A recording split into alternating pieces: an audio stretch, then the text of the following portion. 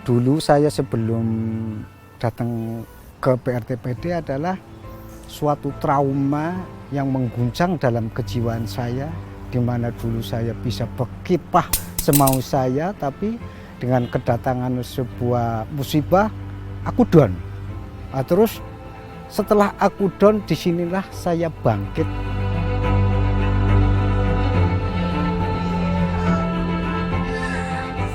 Yang jelas saya senang dengan adanya Bukaresti dijadikan desa inklusi, setidaknya kan bisa untuk percontohan untuk desa yang lain, terus kayak pioner gitu kan, perintis gitu.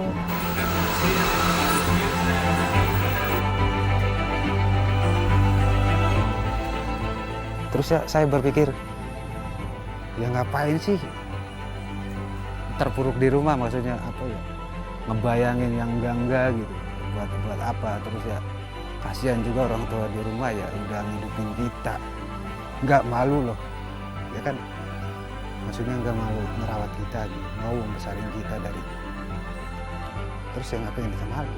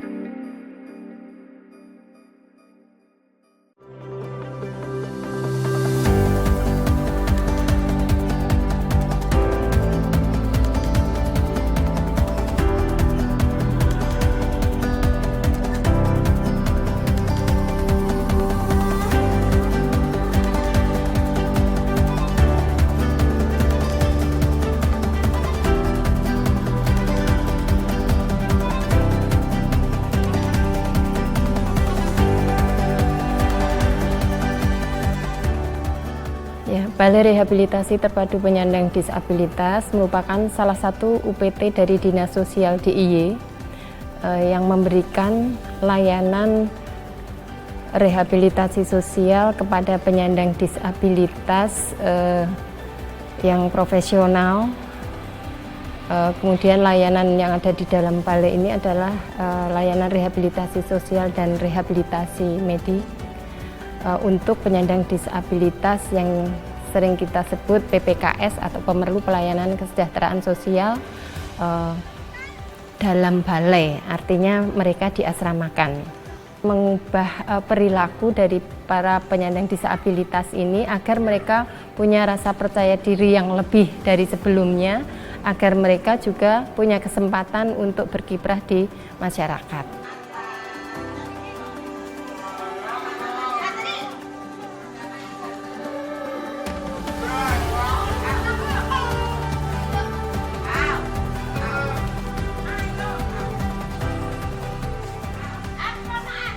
Di dalam rehab medik ada pemeriksaan kesehatan dasar, kemudian ada terapi antara lain fisioterapi, kemudian terapi wicara, kemudian juga ada pemeriksaan dan konsultasi dokter, kemudian konsultasi dengan psikolog, kemudian juga ada intervensi psikologi. Nah, ini terjadwalkan juga terapi-terapi penghidupan, yaitu berupa bekal keterampilan yang kita berikan kepada PPKS dengan harapan mereka pada saat nanti dilakukan terminasi atau pengakhiran layanan, mereka punya bekal keterampilan untuk mendukung kemampuan ekonominya.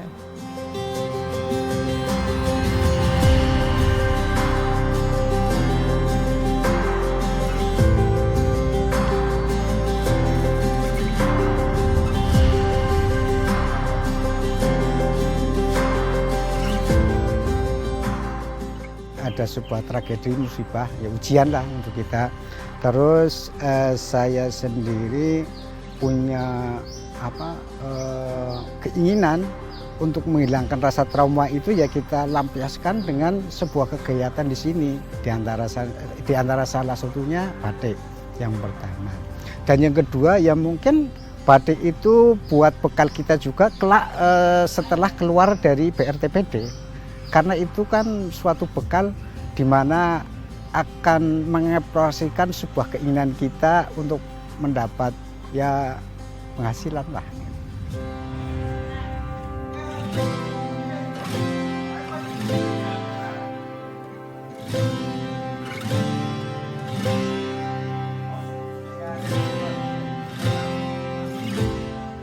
Dulu saya sebelum datang ke BRTPD adalah suatu trauma yang mengguncang dalam kejiwaan saya, di mana dulu saya bisa berkiprah semau saya, tapi dengan kedatangan sebuah musibah, aku down. Nah, terus setelah aku down, disinilah saya bangkit untuk mencari diri saya yang sementara hilang. Dalam artian psikologis saya itu akhirnya bangkit untuk menyingkirkan suatu perasaan-perasaan yang negatif dalam diri saya sendiri. Terus saya harus bangkit gimana saya bisa menghidupi diri sendiri dengan segala apa yang ada di BRTPD. Ya diantara salah satunya ya keterampilan yang telah disiapkan oleh pegawai sininya. Ya intinya kita berikhtiar, tapi prerogatif pegangan kita hanya kepada Allah. Hanya itu aja. Kita pasti optimis lah akan hidup.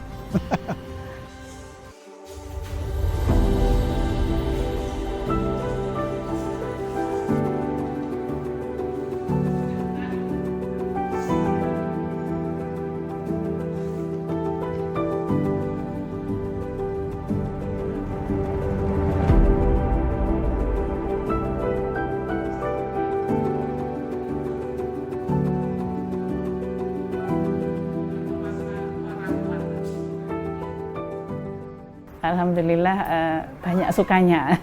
Kalau dukanya itu sedikit gitu, karena kadang-kadang anak-anak memang ada yang nangis, ada yang tahu-tahu marah. Saya harus bisa mendekati dia, kenapa, saya tanya pelan-pelan. Terus itu sudah kembali lagi ya kita belajar lagi. Memang kondisinya teman-teman kan tidak stabil, jadi kita yang sebagai instruktur harus sabar, kemudian kita mendalami apa toh yang mau anak-anak seperti ini.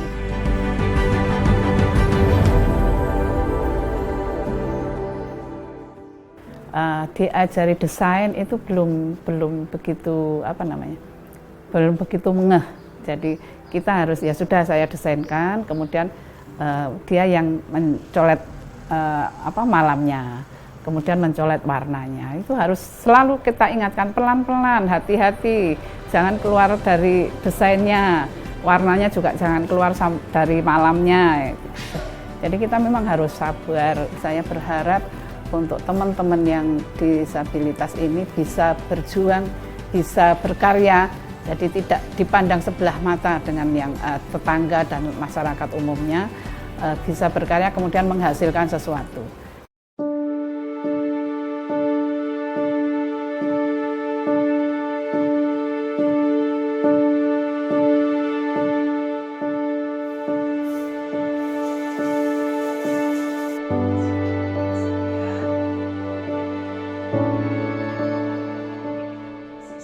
Kita punya perda pencetus pertama, Perda Penyandang Disabilitas tahun 2012 nomor 4, itu pertama loh untuk DIY yang punya perda disabilitas.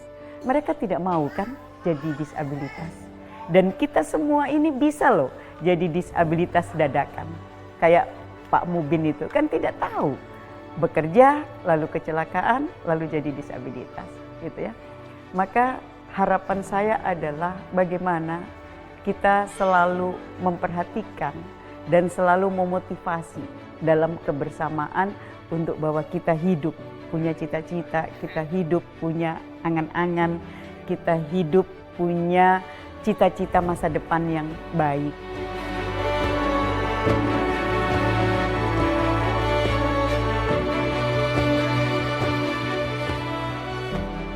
Kita punya UPTD Loka Bina Karya yang itu kita jadikan tempat untuk mendidik, melatih supaya teman-teman penyandang disabilitas itu lebih punya kompetensi.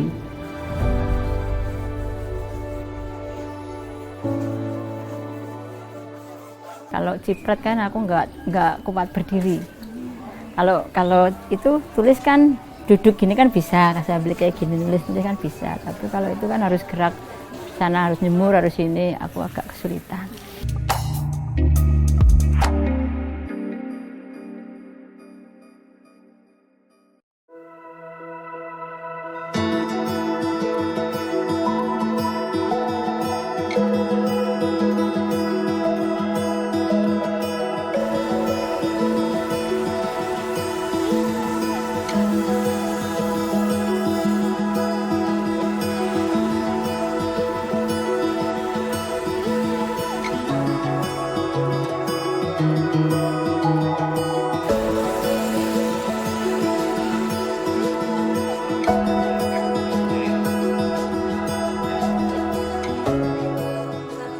Pemerintah Kabupaten Tegal tentu sangat komit bagaimana kita ingin mengusung isu penyandang disabilitas ini sebagai sebuah potensi yang bisa kita jaga bersama untuk kita dampingi ke depan. Yang pertama tentu dengan kebijakan regulasi.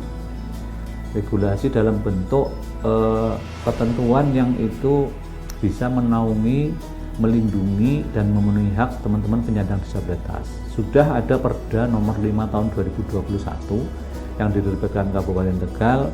Minimal upaya kita pemerintah Kabupaten Tegal untuk mewujudkan bahwa kita ingin menggandeng teman-teman penyandang disabilitas itu untuk kita dampingi bagaimana sampai ke mandiri.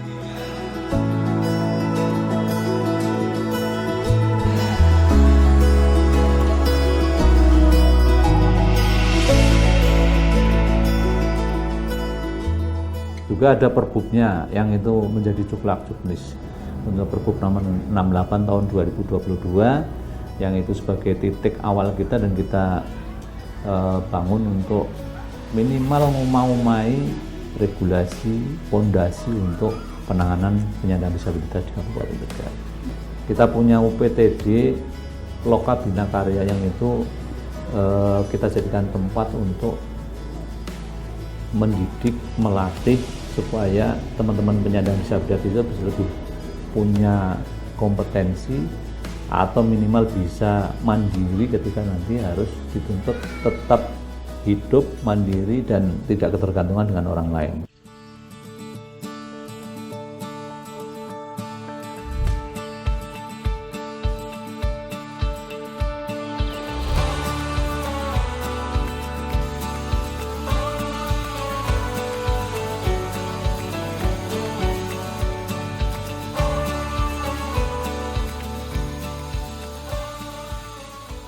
Kita memiliki sebutannya desa inklusif ya. Jadi desa ini kita sudah ada 13 desa inklusif di mana peran teman-teman itu di desa inklusif itu bagaimana dia bisa juga ikut berperan aktif membangun di desanya ya. Jadi setiap misalnya Bang, tadi kan kita mengajak mereka. Jadi kan mereka biar menyampaikan sendiri kebutuhannya apa. Nanti kita catat.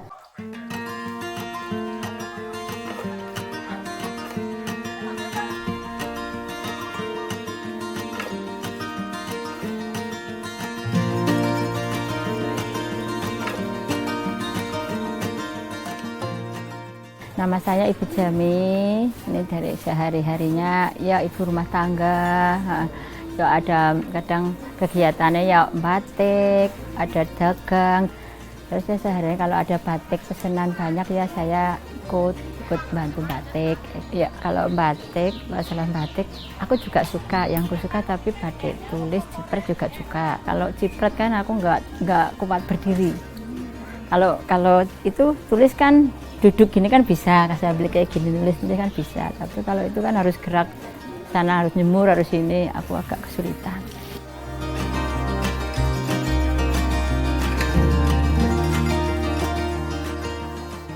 Biasanya kalau orang kantor itu kalau pesan itu banyak Mbak.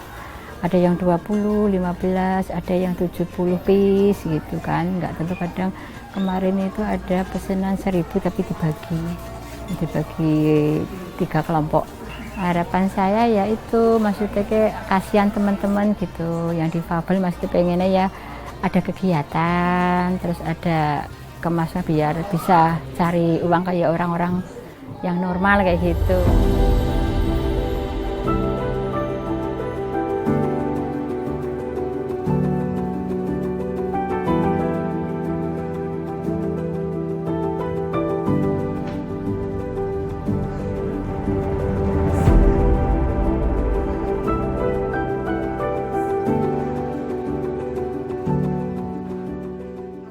Perkenalkan, nama saya Ari Susanti, umur 50 tahun. Saya adalah ibu dari anak Down syndrome, Alfa Reza Putra Reskia. Alfa alhamdulillah dapat bantuan KIS 2019 dari offeran pemerintah Jateng gitu. Pas waktu lagi bayar BPJS, terus ini Alfa juga keluar lah. Semenjak itu saya pakai lagi untuk terapi, karena dulunya terapi tapi yang berbayar, yang pakai itu jaminan kesehatan berbayar.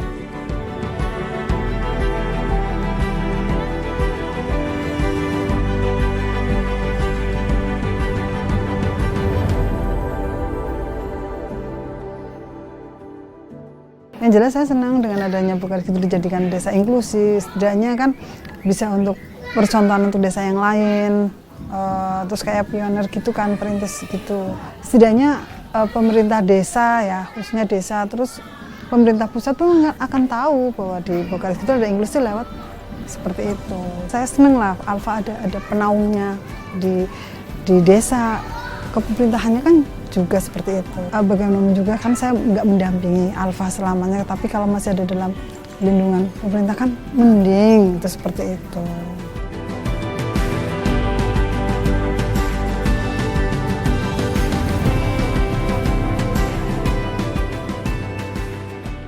Ketika ada permasalahan, terus memang nggak terima dan lain sebagainya dari permasalahan di lapangan itu diarahkan ke puskesmas. Maka apapun bentuk permasalahan di masyarakat, puskesmas lah solusinya.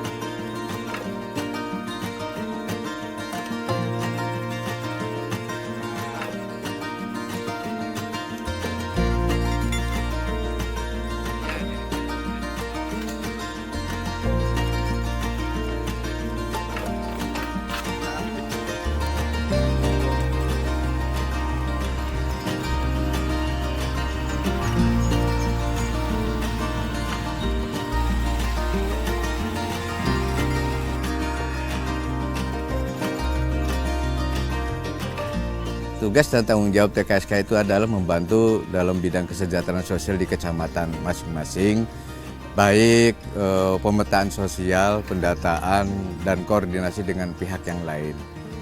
Yang kedua, membantu permasalahan permasalahan yang ada di masyarakat dalam bidang kesejahteraan sosial. Kita harus bersinergi dengan pemerintah, kita harus bersinergi dengan koordinasi dengan yang lain agar menciptakan kesejahteraan di masyarakat.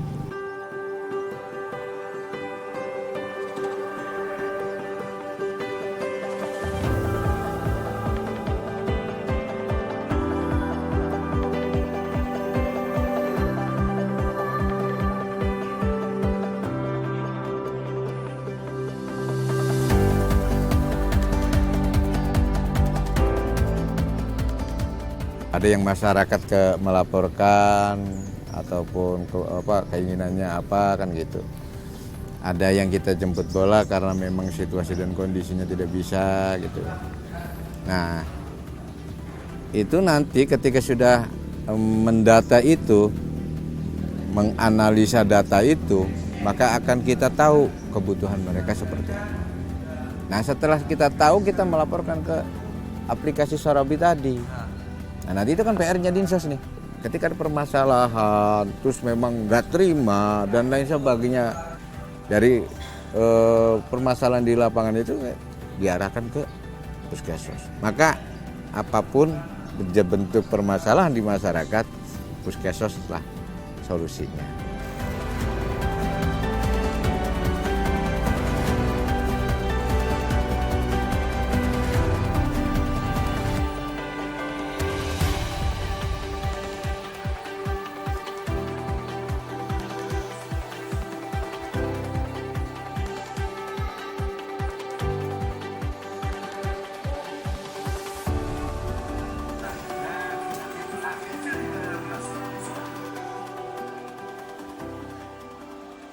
Awal kenal Pak Badrudin, kebetulan dia teman kakak saya di kantor desa ya, dia kelurahan. Dia teman kakak saya, dia sering main ke rumah. Terus mungkin dia pernah melihat saya ya, yang beda sama yang lain gitu. Terus lama-lama kelamaan, dia ngajakin saya, mau nggak ikut pelatihan di dinas. Saya kan waktu itu nggak ngerti apa dinas apa sih. Habis pelatihan sempat nggak langsung kerja di Pangkas Rambut ya, sempat nganggur berapa bulan lah. Terus ya mungkin ada jodoh di Pangkas Rambut ya, jadi mentoknya di Pangkas Rambut lagi jatuhnya gitu. Saya mutusin untuk kontrak di sini, tempatnya juga ya lumayan gede. Ya syukur-syukur ya bisa berkembang gitu, mudah-mudahan.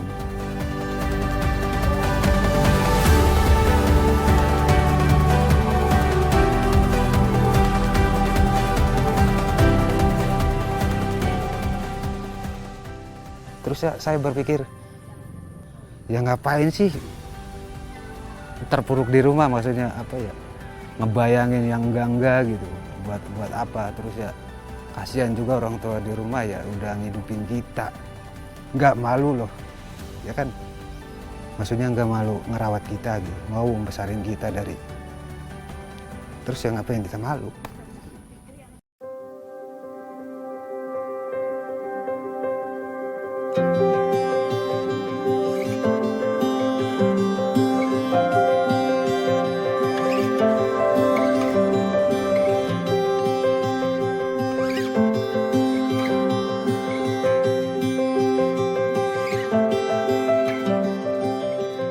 TKSK ini adalah ujung tombak di tingkat kecamatan ya Teh, perpanjangan dari dinas sosial ya, yang diamanatkan oleh Kementerian Sosial, karena TKSK itu SK-nya dari Kementerian Sosial yang ditugaskan tiap per kecamatan itu kan. Nah mereka itu tugasnya ya memberikan pelayanan terkait dengan kesehatan sosial, karena dinas sosial fokus disabilitas, nah mereka juga harus hadir saat disabilitas terlantar itu membutuhkan, bekerja sama dengan PSM desa. Nah, Pak Bahrudin ya, ini emang TKSK terbaik di tahun 2024, mereka dapat penghargaan. Ya memang beliau itu aktif di masyarakat. Kami juga sangat mengapresiasi.